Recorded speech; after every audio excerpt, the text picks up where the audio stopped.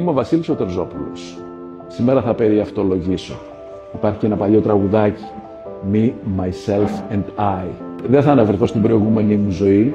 Στην τωρινή μου ζωή όμως, από το 98 και μετά, είμαι ζήθος. Με το ζήθο αρχικά είχα αναλάβει τις προμήθειες, μετά το marketing, στη συνέχεια το προσωπικό, γενικώς την επίβλεψη, ανακατεύομαι στα πάντα του ζήθου.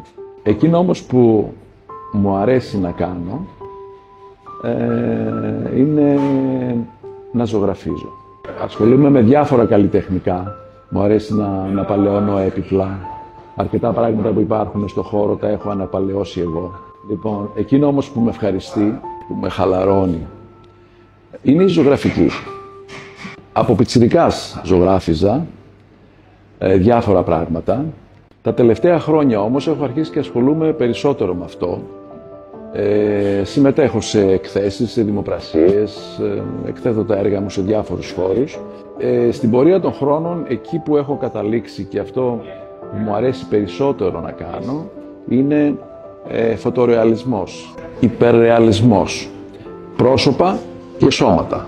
Από απλές γραμμές αρχίζει και παίρνει ζωή. Ξαφνικά τα μάτια αρχίζουν να σε κοιτάνε. Το στόμα αρχίζει να σου μιλάει. Οπότε το τελικό αποτέλεσμα είναι μια ζωντανή παράσταση, ένα ζωντανό σώμα που θες να το χαϊδέψεις.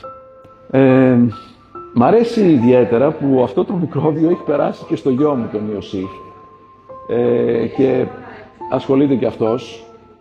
Βέβαια το μικρόβιο το πήρε και από την μητέρα του, από τη Δέσποινα, η οποία και αυτή παλιότερα έκανε αγιογραφία